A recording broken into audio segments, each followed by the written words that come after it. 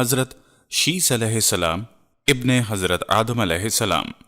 ناظرین کرام، حضرت آدم علیہ السلام کے بیٹے قابیل نے اپنے بھائی حابیل کو قتل کر دیا تو اللہ تعالیٰ نے اسے کوے کے ذریعے بھائی کی لاش دفنانے کا طریقہ بتایا، جس پر عمل کرتے ہوئے اس نے لاش دفنا دی۔ اب اسے اپنے والد کے غصے کا خوف تھا۔ اس موقع پر شیطان نے قابیل کو گھر سے بھاگ جانے کی ترغیب دی، کیونکہ اسے یہ خوف لاحق تھا کہ اگر قابیل حضرت آدم علیہ السلام کے پاس رہا تو کہیں توبہ و استغفار کے بعد دوبارہ راہ حق پر نہ آ جائے۔ چنانچہ اس نے قابیل سے کہا، اب تجھے تیرے والد زندہ نہیں چھوڑیں گے، تجھے قتل کر ڈالیں گے، تو یہاں سے بھاگ جا۔ قابیل کو تو پہلے ہی اس بات کا خوف تھا، لہٰذا وہ یمن فرار ہو گیا، جہاں اس نے سکونت اختیار کی اور بعد ازاں اس نے شادیاں بھی کیں، جن سے کثیر اولاد پیدا ہوئی۔ قابیل نے اپنے والد کے دین حق سے بغاوت کر کے پہلے آتش پرستی شروع کی، پھر شیطان نے اسے پتھر سے بت بنانے کا طریقہ سکھا دیا۔ یوں قابیل اور اس کی اولاد نے ایک اللہ کو چھوڑ کر بت پرستی شروع کر دی۔ دنیا میں قتل و غارت، حسد و فساد اور بت پرستی کی بنیاد قابیل ہی نے رکھی۔ حضرت عبداللہ بن مسعود رضی اللہ تعالیٰ عنہ سے روایت ہے کہ حضور نبی کریم صلی اللہ علیہ وسلم نے فرمایا، دنیا میں جب بھی کوئی ظلم سے قتل ہوتا ہے تو اس کا ایک گناہ حضرت آدم علیہ السلام کے بیٹے قابیل کی گردن پر ضرور ہوتا ہے، اس لیے کہ یہ وہ شخص ہے جس نے ظالمانہ قتل کی ابتدا کی اور یہ ناپاک طریقہ جاری کیا۔ حضرت آدم علیہ السلام کو جب بیٹے کے قتل کی خبر ملی تو وہ بہت غمزدہ ہو گئے، کیونکہ حابیل نہایت سعادت مند، فرما بردار، نیک اور شائستہ نوجوان تھا۔ اس کے انہی اوصاف حمیدہ کی بنیاد پر حضرت آدم علیہ السلام کو امید تھی کہ وہ اللہ کے دین کو آگے بڑھانے میں ان کا معاون اور مددگار ثابت ہوگا۔ بعض روایات کے مطابق حابیل کی شہادت کا بنیادی سبب یہی تھا کہ قابیل کو بھی اندازہ ہو چکا تھا کہ والد کے بعد نبوت کا تاج نیک سیرت حابیل ہی کے سر پر سجے گا، اور اسی حسد نے اسے بھائی کے قتل پر ابھارا۔ حابیل کے قتل کے بعد حضرت آدم اور اماں حوا بہت اداس رہا کرتے اور بیٹے کو یاد کر کے گھنٹوں رویا کرتے تھے۔ حضرت آدم علیہ السلام اللہ سے دعا فرمایا کرتے، اے اللہ، مجھے ایسی اولاد عطا فرما جو تیرے دین کو دنیا میں پھیلانے میں میری معاون اور مددگار ہو، اور میرے بعد بھی تیرے پیغام کو دنیا میں عام کرے، میری صحیح جانشین ہو اور دنیا میں تیری وحدانیت کی علمبردار ہو۔ اللہ تعالیٰ نے اپنے پیارے نبی کی دعاؤں کو شرف قبولیت بخشا اور ایک نیک صالح بیٹے کی بشارت سے مطلع فرمایا۔ چنانچہ کچھ ہی عرصے بعد حضرت شیس علیہ السلام پیدا ہوئے۔ حضرت آدم اور اماں حوا ان کی پیدائش پر بے حد خوش تھے۔ یہ حضرت آدم علیہ السلام کے تیسرے بیٹے تھے اور اس وقت ان کی عمر 130 سال تھی۔ اماں حوا علیہ السلام نے صاحبزادے کا نام شیس رکھا، جس کے عربی میں معنی عطیہ خداوندی کے ہیں، یعنی اللہ کی جانب سے عطا کیا گیا خوبصورت اور خوب سیرت تحفہ۔ حضرت شیس علیہ السلام حسن و جمال، صورت، شکل اور عادات و اطوار میں اپنے والد سے بہت زیادہ مشابہہ تھے۔ حضرت آدم علیہ السلام اور حضرت حوا کو آپ سے بہت محبت تھی۔ حضرت آدم علیہ السلام حضرت شیس علیہ السلام کو ہر وقت اپنے ساتھ رکھتے۔ آپ کو اس بات کا علم ہو چکا تھا کہ ان کی اولاد میں سے یہ بچہ ان کا جانشین ہوگا، چنانچہ انہوں نے شروع ہی سے ان کی تربیت پر خصوصی توجہ دی۔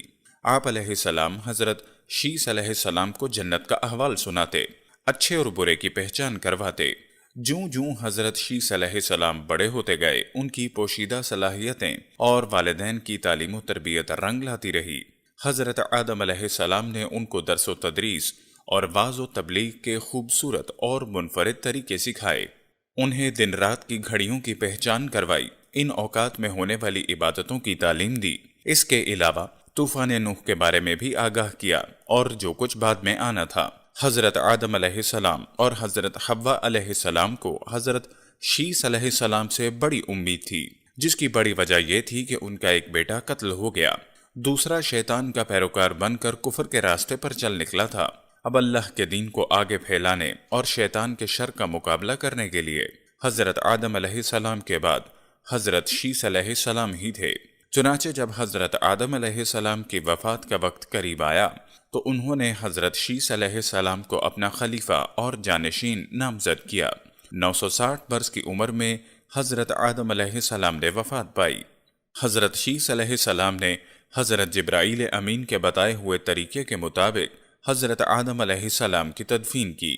اللہ رب العزت نے حضرت شیث علیہ السلام کو نبوت کے عظیم منصب پر فائز فرمایا اور اولاد کثیر سے نوازا۔ پھر یہ کہ ان کی اولاد نہایت فرما بردار اور نیک بھی تھی، جو اپنے والد کے ساتھ تبلیغ دین کے کاموں میں مصروف رہتی۔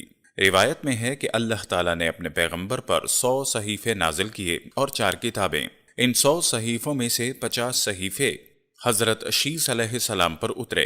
ابن کثیر: گو کہ قرآن کریم میں جن 25 انبیاء کے اسماء گرامی مذکور ہیں ان میں حضرت شیث علیہ السلام کا نام شامل نہیں، تاہم احادیث مبارکہ میں ان کے نبی ہونے کی صراحت کے ساتھ ذکر ہے۔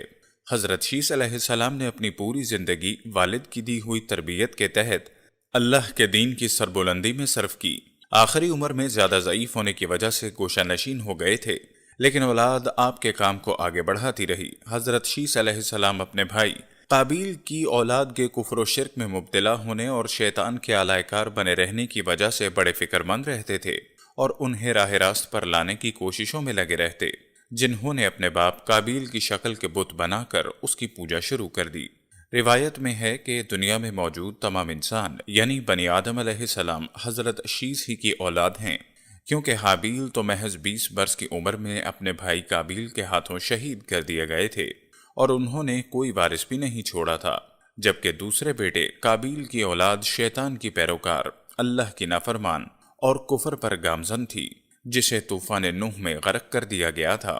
مسلمانوں کی طرح یہودی اور عیسائی بھی حضرت شیث علیہ السلام کو حضرت آدم و حوا کا تیسرا بیٹا، نبی اور ان کا جانشین تسلیم کرتے تھے، جبکہ وہ بھی اس بات کے قائل ہیں کہ موجودہ تمام انسان حضرت شیث علیہ السلام کی اولاد ہیں۔ حضرت شیث علیہ السلام لوگوں کو نصیحت فرمایا کرتے تھے کہ سچا مومن وہ ہے جو اللہ کو پہچانتا ہو، نیک اور بد کو جانتا ہو، بادشاہ وقت کا حکم بجا لاتا ہو، والدین کے حقوق ادا کرتا اور ان کی خدمت کرتا ہو، صلہ رحمی کرتا ہو، غصے پر قابو رکھتا ہو، محتاجوں اور مسکینوں کے ساتھ حسن سلوک سے پیش آتا ہو، گناہوں سے پرہیز کرتا ہو، مصیبت کے وقت صبر کرتا ہو اور اللہ کی نعمتوں پر اس کا شکر ادا کرتا ہو۔ حضرت آدم علیہ السلام کے انتقال کا وقت قریب آیا تو انہوں نے بیٹے حضرت شیث علیہ السلام کو اپنے قریب بلایا اور نصیحت فرمائی: اے میرے سعادت مند برخودار، تم میرے جانشین بنو گے، چنانچہ تم تقوی اختیار کرو اور جب بھی اللہ کا ذکر کرو تو اس کے ساتھ اس کے محبوب حضرت محمد صلی اللہ علیہ وسلم کا نام ضرور لیا کرو، کیونکہ میں نے ان کا نام عرش پر اس وقت لکھا دیکھا جبکہ میں روح اور مٹی کے درمیانی حالت میں تھا۔ پھر میں نے تمام آسمانوں کا چکر لگایا تو بارگاہ رب العزت میں آپ کی شان محبوبیت کا یہ عالم دیکھا کہ نام پاک محمد صلی اللہ علیہ وسلم اللہ کو اتنا پیارا ہے کہ آسمانوں میں کوئی ایسی جگہ نہیں جہاں یہ نام مبارک نہ لکھا ہو۔ میرے رب نے مجھے جنت میں رکھا تو میں نے جنت میں کوئی محل، کوئی بالا خانہ، کوئی دریچہ ایسا نہ دیکھا جس پر اسم محمد تحریر نہ ہو، لہٰذا تم بھی کثرت کے ساتھ ان کا ذکر کیا کرو، کیونکہ فرشتے بھی ہر وقت اور ہر آن ان کا ذکر کرتے ہیں۔ قصص الانبیاء میں علامہ ابن کثیر تحریر فرماتے ہیں، جب حضرت شیث علیہ السلام کی وفات کا وقت قریب آیا تو انہوں نے بھی اپنے فرزند انوش کو معاملات سپرد کر دیے۔ انوش کے بعد اس کا ولی عہد قینن بنا، اس کے بعد قینن کا فرزند مہلائل ان کا جانشین بنا، اور ایرانی عجمی لوگ انہی کے بارے میں خیال کرتے تھے کہ یہ 7 ولایتوں کے بادشاہ بنے، اور یہ پہلے شخص ہیں جنہوں نے جنگلات کا صفایا کر کے شہروں اور قلعوں کی بنیاد ڈالی، اور انہوں نے ہی شہر بابل اور شہر سوس آباد کیے۔ ابلیس اور اس کے لشکروں، جنوں وغیرہ کو بھی مار مار کر انسانی آبادی سے بھگا کر ویرانوں اور گھاٹیوں میں دھکیل دیا۔ ان کا ایک بڑا تاج بھی تھا اور وہ لوگوں کو واعظ بھی فرماتے تھے۔ ان کی بادشاہی 40 سال رہی۔ جب وفات کا وقت قریب آیا تو انہوں نے اپنے فرزند اخنوخ کو اپنا جانشین مقرر کیا اور انہیں مختلف کاموں کی انجام دہی کے حوالے سے وصیت کی۔ مشہور اقوال کے مطابق یہی انخوخ حضرت ادریس علیہ السلام تھے، جنہیں حضرت شیث علیہ السلام کے بعد اللہ نے نبوت سے سرفراز فرمایا۔ حضرت شیث علیہ السلام کی وفات 912 برس کی عمر میں ہوئی، اور ان سے منسوب مزارات 3 مختلف مقامات غزہ، عراق کے شہر موصل اور ایودھیا بھارت میں ہیں۔ ان تینوں میں سے کس میں حضرت شیث علیہ السلام مدفون ہیں یہ اللہ ہی بہتر جانتا ہے۔ قصص القرآن۔ موصل میں قائم مزار کو حالیہ عراق جنگ کے دوران شدید نقصان پہنچا۔ بعض روایات کے مطابق حضرت شیس علیہ السلام کا مکہ مکرمہ میں انتقال ہوا اور وہ وہیں سپرد خاک کیے گئے، جبکہ ایک خیال یہ بھی ہے کہ حضرت شیس علیہ السلام کا مزار لبنان کے ایک گاؤں شیس نبی میں ہے، جہاں ان کے نام سے ایک مسجد بھی قائم ہے۔ 13ویں صدی عیسوی میں اور بعد میں آنے والے عرب جغرافیائی دانوں کی روایت کے مطابق حضرت شیس علیہ السلام کا مزار فلسطین کے شہر رملہ کے شمال مشرق میں واقع ایک گاؤں بشیس میں تھا۔ بشیس دو الفاظ بیت اور شیس کا مجموعہ ہے، جس کا مطلب ہے خانہ شیس علیہ السلام۔ 1948 میں اسرائیل کے معرض وجود میں آنے کے وقت یہ گاؤں خیر آباد ہو گیا تھا، لیکن آج بھی یہاں 3 کونوں والا مزار ہے، حضرت شیس علیہ السلام کے مزار پر قائم ہے۔ پیارے دوستو، ہم امید کرتے ہیں کہ آپ کو ہماری آج کی یہ ویڈیو بہت پسند آئی ہوگی۔ اگر آپ کو ہماری آج کی بھی یہ ویڈیو پسند آئی ہے تو برائے مہربانی ہماری اس ویڈیو کو لائک کر دیں۔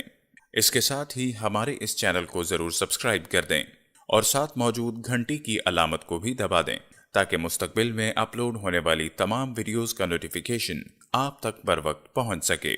حضرت آدم علیہ السلام نے سارے آسمانوں اور جنت کے بالا خانوں میں آپ صلی اللہ علیہ وسلم کا اسم گرامی محمد لکھا ہوا دیکھا، جو اس بات کی دلیل ہے کہ آپ علیہ السلام کا نام گھر میں موجود ہو تو یہ باعث برکت ہے۔ پیارے دوستو، اگر آپ کا نام گھر میں موجود ہونے سے باعث برکت ہو سکتا ہے تو اس نام کو دل میں بسا لینے سے آپ اور میں ہمیشہ ہمیشہ کے لیے برکت کا باعث بن سکتے ہیں۔ آئیے ایک بار مل کر آپ صلی اللہ علیہ وسلم کی بارگاہ رسالت میں ہدیہ درود پیش کرتے ہیں۔ اللہم صلی علی محمد وعلی آل محمد کما صلیت علی ابراہیم وعلی آل ابراہیم انک حمید مجید۔ اللہم بارک علی محمد وعلی آل محمد کما بارکت علی ابراہیم وعلی آل ابراہیم انک حمید مجید۔ اللہ تعالیٰ آپ کا، ہمارا اور تمام اہل ایمان کا حامی و ناصر ہو، آمین۔